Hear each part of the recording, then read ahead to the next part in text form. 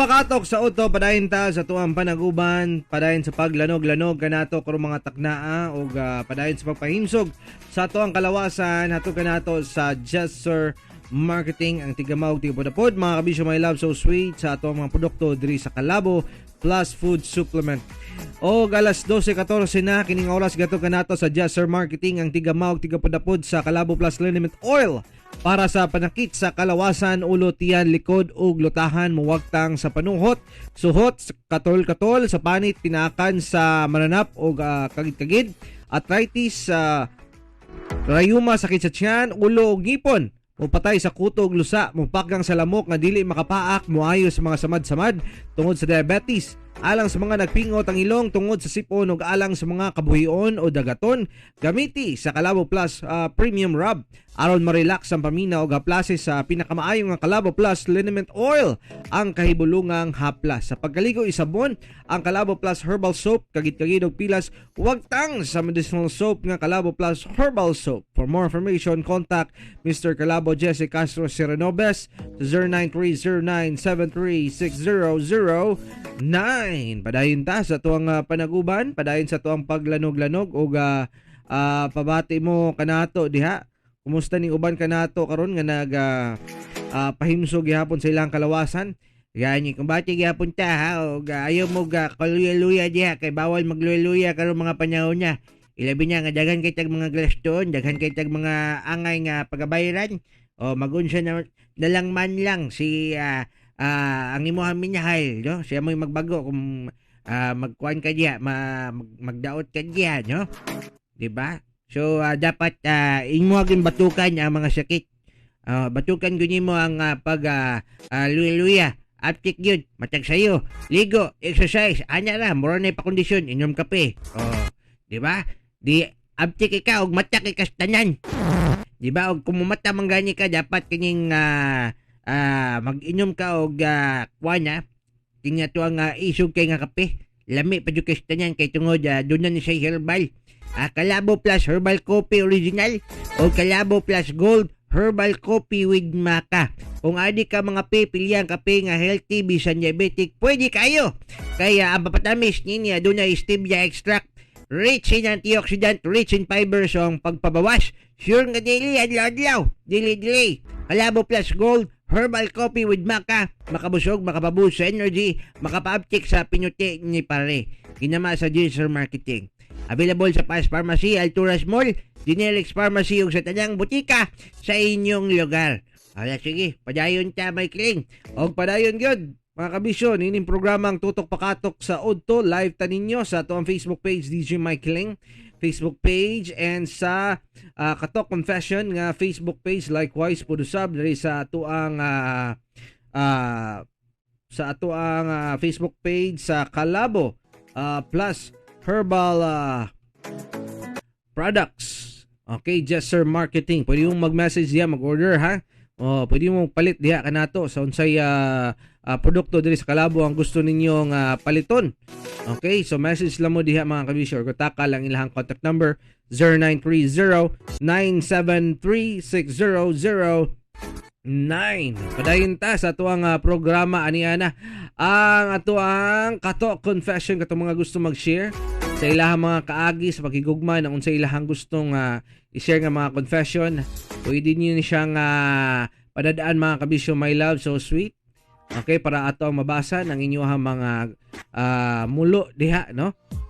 Sa kasing-kasing. Mulo, lo. Mulo, lo. Sa kasing-kasing. Kung sa pabaylain, sige, let's ready and listen to the story of the confession, ha?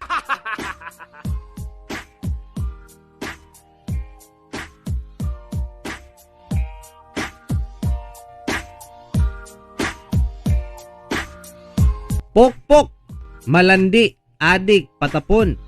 Yan ako. Pero proud ako na kahit ganito ako ay matulungin at hindi ako iskandalosa. Ako nga pala si Nam, 25 years old, babae, taga Turil. Way back when I was a teenager, broken family kami, tapos dalawa lang kami, magkapatid ni Josh. Si mama, iniwan niya kami noon 1 year old pa si Josh.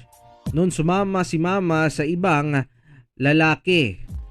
Agoy niya eh.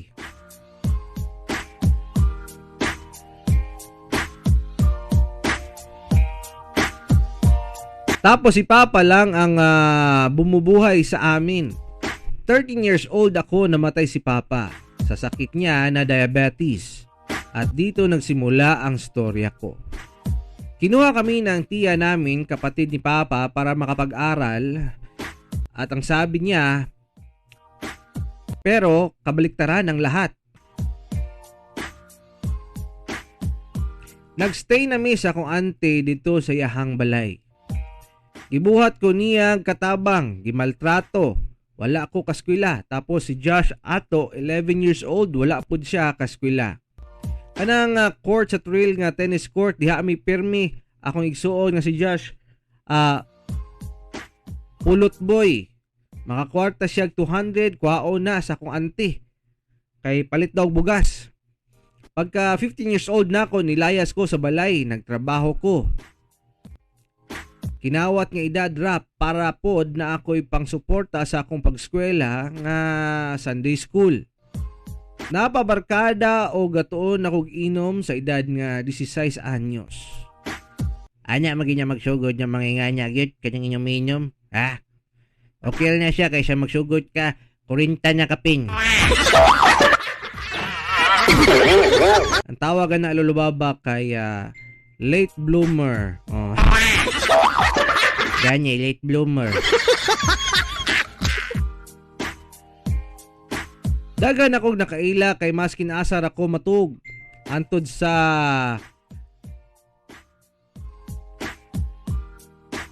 nakaila na ako ning isa ka babae nga iladog, tawagon nato siya sa pangalang C. Si C ni tabang sa ako nga maka boarding house, pero kapalit niini ay maging babae nga bayaran. Nisugot ko nga nahadlo kay berhen pa kaayo ko. Kay wala ako katry o guyab-uyab sukad. 15,000 ang gibayad sa isa ka doktor sa ako para sa akong pagkababayi. Hadlok o hilak lang akong nahimo atong nga time, pero wala jud ko nag-walk out kay need nako ang kwarta. Nakuha sa doktor iyang kailangan sa kuha og giingnan ko niya nga 15,000 buo imuha na kay minghatag na daw siya sa akong mamasang 3,000. Dito ko nakatilaw nga napalit na ako ang akong gusto. Nakaon na ako akong gusto nga kaunon. Nakatag ko sa akong igsuon. Nakabayad sa boarding house for 2 months. Hangtod sa naanad na ko sa ingani nga trabaho. Pero patago. Patago mi og dili mga halata nga pagka pokpok. Dito ko sa bar every night. Kauban, klase-klase nga lalaki.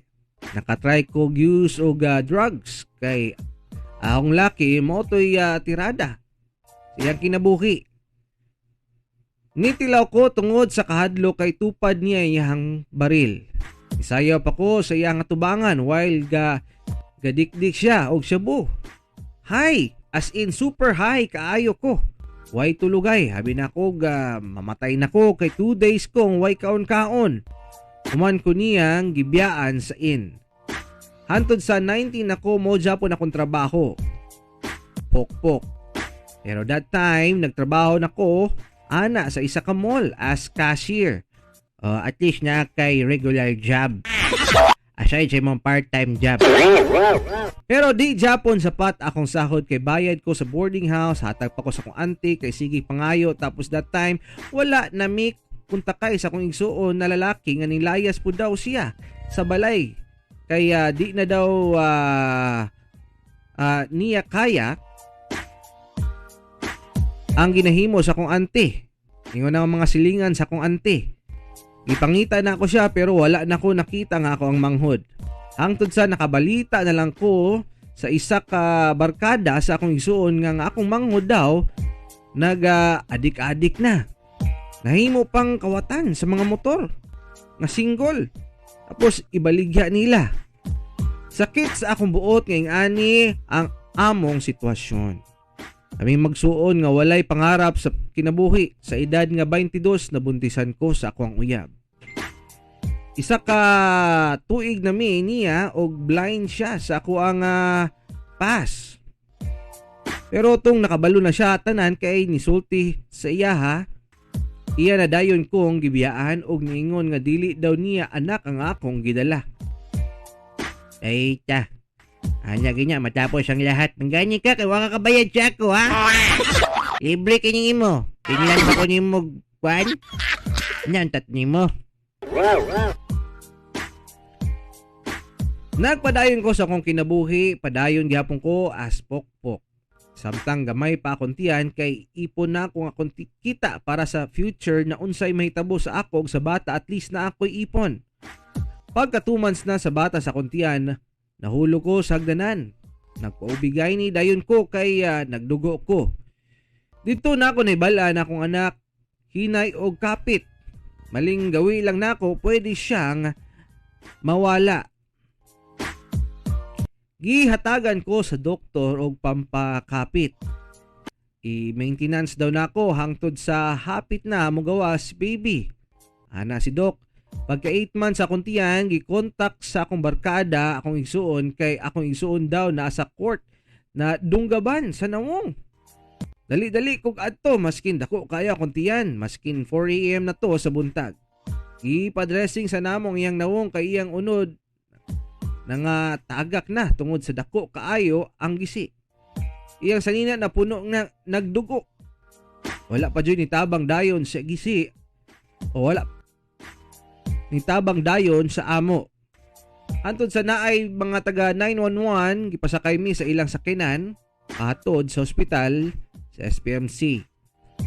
Pag-abot dito ginatan-aw sa doktor akong manghod, sige kog lakaw at iman kay unsay dapat atimanon. Daghan ang naluoy sa ako kay dako na daw akong tiyan ngano daw ako ang niuban sa ospital. Naghulat mig 6 hours bago napansin while ginatahi ang naong sa akong igsuon na ako sa tiilan sa akong igsuon ning pugong sa iyang tiil nga gustong musipa sa kasakit. Pasukaon ko, nakalipungon ko kay wala paming kaon. Pero maayo nakasurvive pod mi og nakauli nga malinawon. Ay tanyo murag MMK ba, kinabuhi ba? Gani. Hangtod sa nanganak nako, baby boy. Dito na ako medyo gaiwas nagpanglaki pero matukso man jud ko. Nikuha ko katabang nako nga bantayan lang si baby pag na ako'y work. Kay 2 months lang gikan ko nanganak nag-work na kog balik. Ningkamot kog taman hantod sa isa ka tuig na si baby og didto nako nakaila si Jake, 27 years old. Naa siya sa Japan nag-work as supervisor. Sa una wala lang chat lang tong amo walay seryosohay. Kay kabalo ko never ko niyang magustuhan. Samot na makabalo siya sa ako ang past. Nanguyab siya pero bago siya nanguyab gitugan ako sa iya tanan-tanan past nako. Dito ko nabilib sa yaha kay ningon siya sa ako nga maskin unsa mangka sa una, I don't care.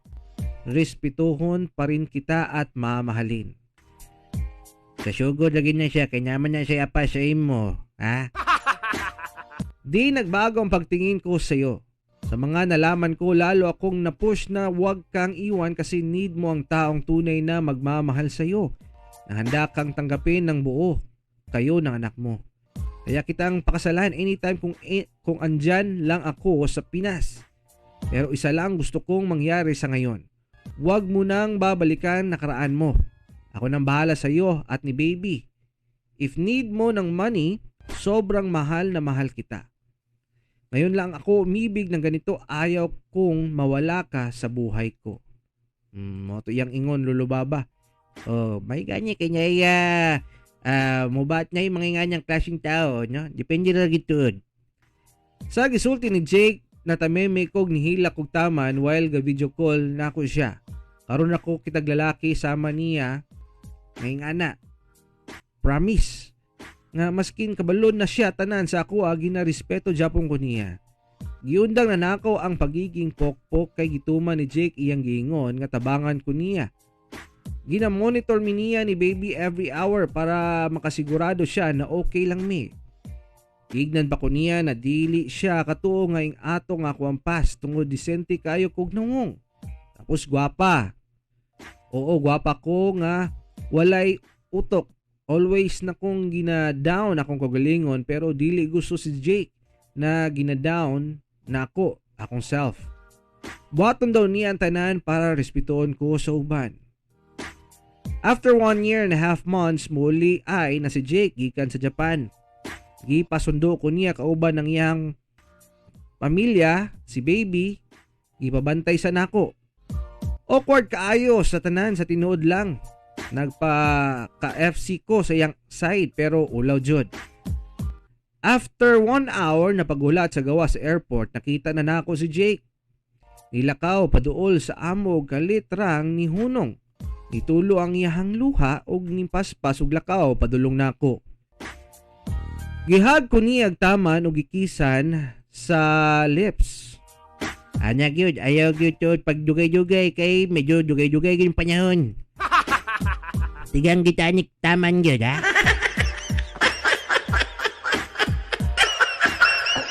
Lami sa pakiramdam nga naay taong kabalo na sa akong pas pero gigugma gihapon ko niyag taman. Girespeto sa tanan og kana anaa kang Jake. Gwapo na, buutan pa. Giusab ko niya. Karon nagaplan naming magpakasal. Sobra-sobra nang gihatag sa Ginoo sa ako. Nagaplano si Jake nga mabalik sa Japan after 3 months so gusto niyang ikasal nami. Ana aron daw inigbalik niya diri sa Davao, naapa daw siya ay nabalikan. Pangga kay ko niya ug ang ako ang anak. Puhon tabangan niya ako manghod nga maka-Japan ug maayo na lang walay record ako manghod sa kulungan. Mao na ning kausaban sa akong kinabuhi ang pag-abot sa akong duha ka lalaki, akong baby ug si Jake nga ako ang future husband. Dari na lang kutob ug daghang salamat.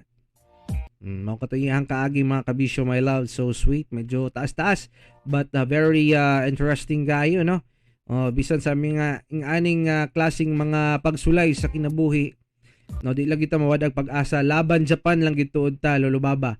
Gani, Laban Japan. Diyan nagikan yung storya dahil, no? Laban Japan.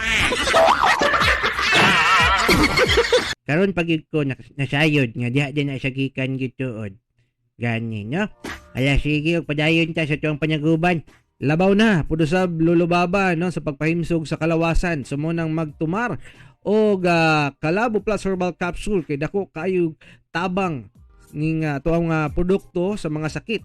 Inom og tumar sa Kalabo Plus Herbal Capsule mga kabisyo, my love, so sweet.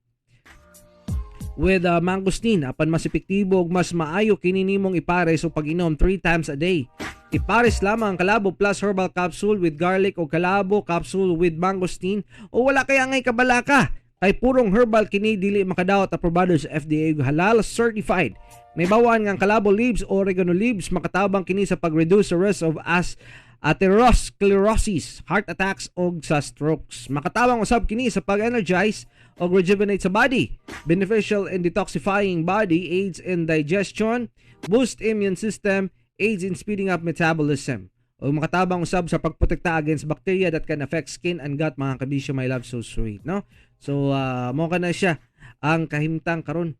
Dapat importante sa malaga na gitay maintenance sabay sa ato ang ginainom nga tambal sa high blood, pwede tang mogamit niini ato ang produkto sa Kalabo Plus herbal food supplement with garlic. Kay nasayta pag kanang garlic manggod pampababa gina siya sa high blood pressure nato, no? So dako kay na siya tabang. Anyway, padayon ta sa unahan, padayon sa tuang panaguban. Duyog yapon diri sa tuang programang Tutok Pakatok sa Udto. Kauban ninyo kini si Mike Kiling. O kini po, si Lolo Baba, ha?